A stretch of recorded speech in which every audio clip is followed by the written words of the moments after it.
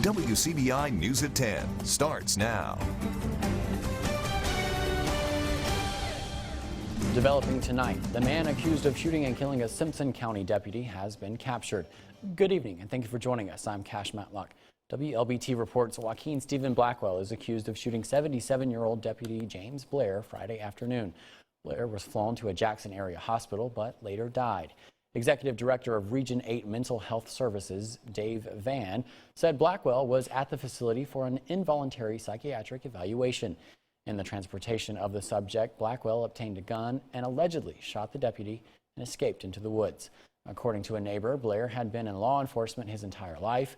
This included working as a paramedic and a school resource officer. He was still working due to the fact that he was raising his grandsons, whose mother had passed away. He leaves behind a wife as well. A Columbus man dies in an early afternoon car crash. Coroner Greg Merchant says the accident happened on Maple Street this afternoon. The victim was traveling west when he lost control and left the road, striking a concrete bumper and a tree. The car flipped and the driver was ejected. The victim was pronounced dead on the scene. The coroner will release the victim's identity once all family has been notified. Community leaders in West Point put on a public demonstration this afternoon.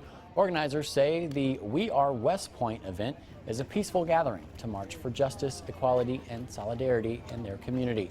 The state and the country marches and county marchers gathered at 5 p.m. today at the police station for prayer. The walk started at 5:30, ending at the Mission on the Hill with a short program. We wanted to do something to stand in solidarity with the rest of the nation and our neighboring city of Columbus, but we wanted this to be an ongoing effort about education and social equality and reform for the city of West Point across our state and nation. It's an ongoing effort, something that we need to do daily, weekly, monthly. This is the first of our many conversations in the city of West Point to cure some of our injustices and do some reform. Participants were encouraged to wear masks during the event. Nationally, passionate and peaceful protests took place all over the country. CBS's Danya Bacchus has more. Nearly 3 weeks after the death of George Floyd, anti-racism protests are still going strong, serving as a call to action. From New Jersey to Washington State. People have to make change. They have to listen to us. In Seattle, peaceful protesters marched silently. And hundreds continue to remain in control of 4 blocks of the city's Capitol Hill neighborhood, now an autonomous zone known as Chaz. In San Jose, California, thousands took their message straight to the mayor's home. Just because you have a badge, just because you have a gun, doesn't mean you get to do whatever you want. Police reform is now starting to take shape across the country. New York's governor signed a law banning chokeholds. Named after Breonna Taylor, Breonna's law was signed in Louisville, banning police from entering a suspect's home without announcing who they are, and they must wear body cameras. And the Minneapolis City Council unanimously passed a resolution to create a transformative new model for cultivating safety. The calls for change are also directed at historic symbols across the U.S. Protesters are tearing down Confederate monuments, leading some officials to demand permanent removal. The Southern Poverty Law Center has identified nearly 1,700 Confederate symbols still standing across the United States. In the past week, nearly half a dozen have been removed, even more vandalized. Danya Bacchus, CBS News, Los Angeles. We had a great start to the weekend, a lot of sunshine out there, some friendly clouds just like that. What's in store as we look ahead? More sunshine, basically dry here, no major weather issues for the week ahead. Look at these puffy cumulus clouds in Vernon today at Durham's Pharmacy. We had a few of those scattered across the region, not too bad. A great sunset in Macon this evening. Lisa sends us that via Facebook. Hopefully you took advantage of this great evening. Still very warm out there, temperatures in the low and mid 70s as of 10 o'clock. Now for tonight, down into the mid to low 60s, mainly clear. The wind is light for you in Aberdeen tomorrow, and really about everywhere else. We start out in the 60s, quickly warming through the 70s into the upper 80s tomorrow afternoon in Aberdeen, and for the rest of Monroe County as well. It's Flag Day as well, so get out there and wave the flag. Your full forecast coming up in just a few minutes. All right, thanks, Keith.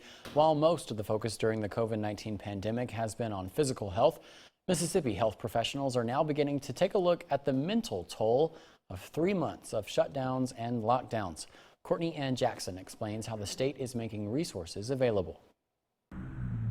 The new normal of COVID-19 is taking more than just a public health and economic toll. We cannot pretend that everyone is doing just okay. The Mississippi Department of Mental Health created mentalhealthms.com back in March to make it easier to find resources for those who need them. Sometimes we always want to make sure that everyone around us is okay, and we forget about taking care of ourselves. But if your feelings start to impact your ability to function each day, we want you to know that you are not alone and that help is available. The department believes several factors are contributing to the increase in a need for services. Stress during an outbreak like this can include fear or worry about your health, fear or worry about the health of your loved ones, anxiety from loss of employment. It can be changes in your eating or sleeping habits. Maybe you're sleeping too much or you're not getting enough sleep. There was a 40% increase in calls to the DMH helpline from February to April. That was to find resources.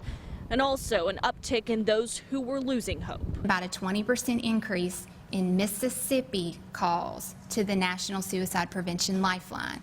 So we want to make sure that everyone knows that that resource is available. Governor Reeves making clear to folks that they aren't alone. Do not give up on life. Even if you do not feel it today, you are valued, you are loved, you are needed. Courtney Ann Jackson, WCBI News. The Mississippi Department of Health reports 257 new cases of COVID-19 with 8 new deaths. There's 1 new reported case within long-term care facilities. Since March 11th, there have been more than 19,000 cases with 889 total deaths. More than 13,000 Mississippians are presumed to have recovered from the virus. The coronavirus hotline is the best way to get your questions about COVID-19 answered. You can call 877-978-6453 7 days a week from 7 a.m. to 11 p.m. Oktibbeha County Emergency Management gives out masks at 7 different locations today. EMA Director Kristen Campanella says people received the free face coverings from 8 a.m. until noon. She says the county gave out around 6,000 coverings. Each of the 5 county fire stations had around 2,500 masks each. There's not an exact count on how many coverings remain after today. Work is underway on an expansion of the Bancorp South Conference Center. The expansion will expand the conference center and include an atrium along with a tower joining the arena and the center. There will also be a VIP lounge area that can be used by the conference center and the arena. Executive Director Todd Hunt says the addition will provide more opportunities for guests that are usually found in arenas in larger cities. We've built out a club space that's going to hold about 200 people. That'll be a private reception space that people can purchase a ticket for when we're doing events. It can also be rented out for parties and receptions and that kind of thing as well. So yeah, that will come online in October, and we're really excited to have that new piece of the puzzle that we've never had before. The entire project should be complete by January. Total cost for the project is right at $15 million. A wedding anniversary with a twist. A unique story cruising your way after the break. Stay with us. Watching WCBI News at 10 p.m. with Cash Matlock.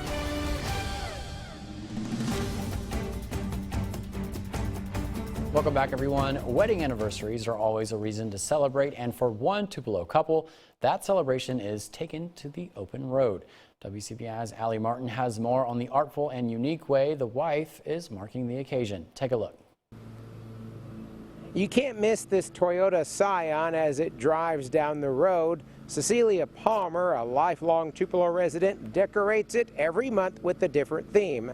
This month, it's decorated in honor of her and her husband's 57th wedding anniversary. This month is my favorite month because I've got hearts on my car and it says just married 57 years ago. Cecilia Palmer decorates her car every month with a different theme for a holiday or special occasion.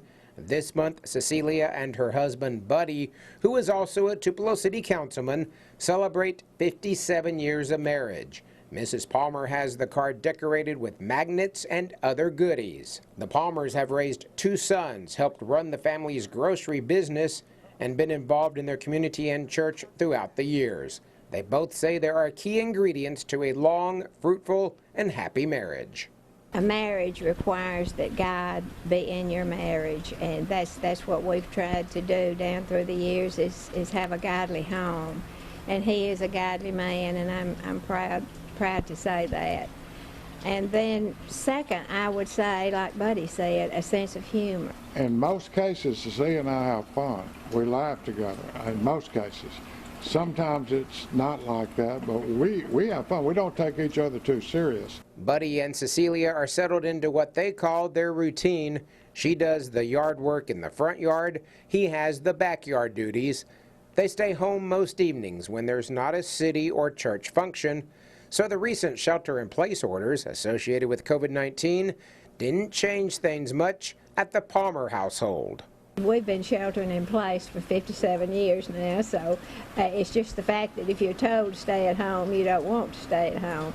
But on those occasions when Cecilia goes to the store or runs an errand, she spreads joy with her automobile art. But that's not always the case for the city councilman. I consider it a ministry. If I can ride down the street, somebody wave at me and thumbs up, I like your car, or whatever. If I could bring a smile to somebody's face, then that's really my intention. Sometimes that doesn't happen for me as a Tupelo City Councilman. You know, I go down the road, sometimes I get a thumbs down or doing this or all of that stuff, but not really. I enjoy being a councilman. The Palmers don't have big plans for their wedding anniversary. They'll probably stay home, watch some TV, and they may go for a drive. If you see them, be sure and give them a big thumbs up. In Tupelo, Allie Martin, WCBI News. The big anniversary is June 30th.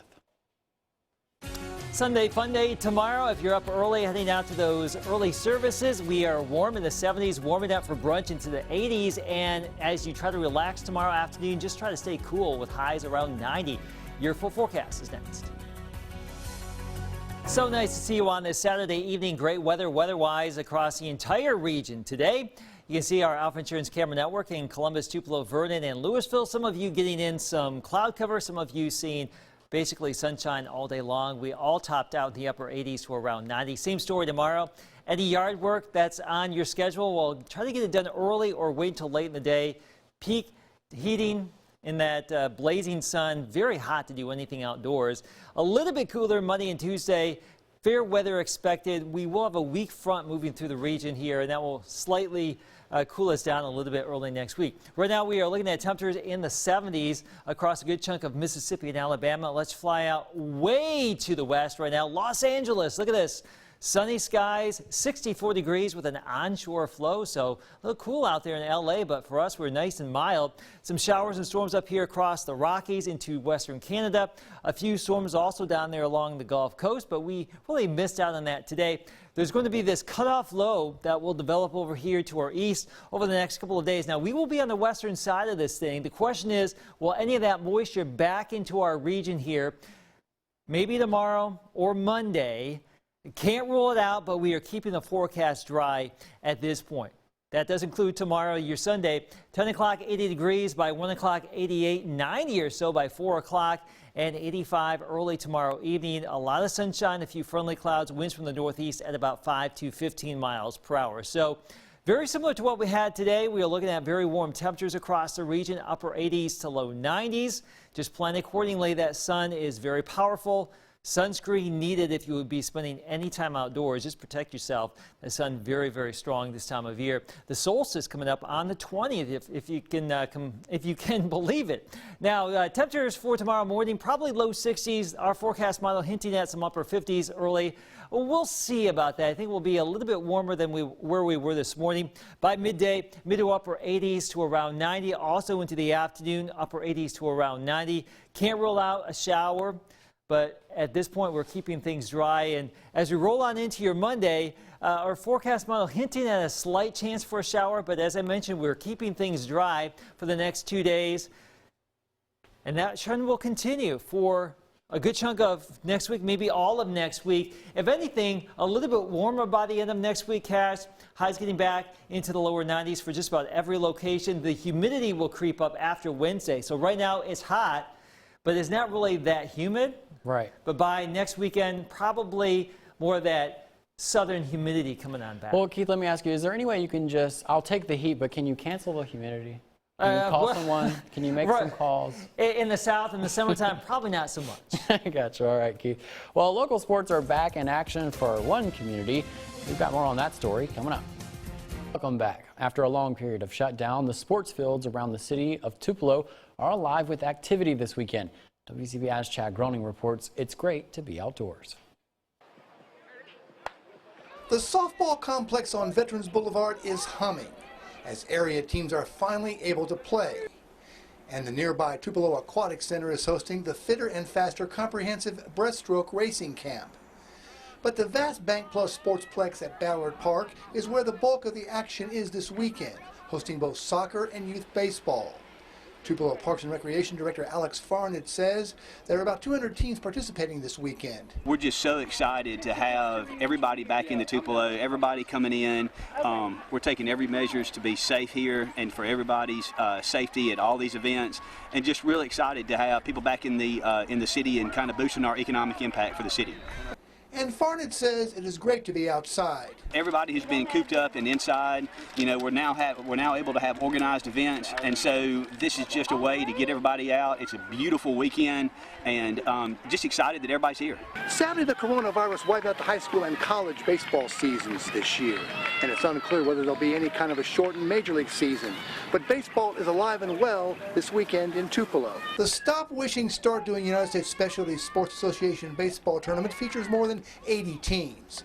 Mark Brazee is coach of the Tupelo Rangers. He says it's great to be back on the field. We really missed the boys when we were kind of unable to practice, and these guys are just so excited to get back out on the field. We're excited to get out there and coach them. We played a tournament last week in Oxford, and just being out there with them on the field and all the parents, the coaches, it's just good to see these boys outside and together again. We're super excited. I mean, it was hard being locked up for several months, so we're glad to be back out here, and we're taking the proper precautions, trying to at least, and we're just excited to be able to be together again and to play and to see all these people and beautiful weather and getting to enjoy it, so we're excited. I mean, as a mom, you know, you just want your kids to be active and be with their friends, and he loves playing baseball and just couldn't wait to get started again, so it was hard not to be able to be playing games like we're used to, so this has been great to be back out. Chad Groening, WCBI News, Tupelo. The baseball competition will continue tomorrow. We've got more news after the break. President Trump addresses graduates in a special commencement ceremony. More on this story. Well, actually, he addresses them in a special commencement ceremony. Michael George has the latest. What has historically made America unique is the durability of its institutions against the passions and prejudices of the moment. In his speech to more than 1,100 West Point graduates, President Trump did not directly mention the protests that have swept the nation. When times are turbulent, when the road is rough, what matters most is that which is permanent, timeless, enduring, and eternal. The president celebrated the diversity of the class of 2020 at the historic U.S. Military Academy, about 40 miles north of New York City. You have come from the farms and the cities, from states big and small, and from every race, religion, color, and creed. The president thanked the National Guard for its work during the protests. Earlier this month, the commander-in-chief rankled military leaders when he threatened to deploy U.S. troops to American cities to quell unrest after George Floyd died under the knee of a Minneapolis police officer. And Joint Chiefs of Staff Chairman General Mark Milley expressed regret for accompanying President Trump to St. John's Church after peaceful protesters were cleared from the area. My presence in that moment and in that environment created a perception of the military involved in domestic politics. While protesters chanted outside West Point, the president saluted as cadets' names were read aloud. Coronavirus precautions meant family and friends had to watch online. God bless America. Congratulations. After the ceremony, cadets who were seated 6 feet apart tossed their hats into the air and hugged. Michael George, CBS News, New York. Pretty warm weather for the next 7 days. Pretty dry, too. We can't rule out a stray shower Sunday or Monday, but in general, we're keeping that out of the forecast for now. Consider yourself lucky if you do happen to see some rain around here. Perhaps a little bit cooler Monday and Tuesday. Humidity levels still in check cash, but by the end of this upcoming work week, we'll have more of that typical summertime humidity back in here, and there you go. All right, Keith, well, thank you so much. Thank you guys for watching, and we'll see you back here tomorrow night.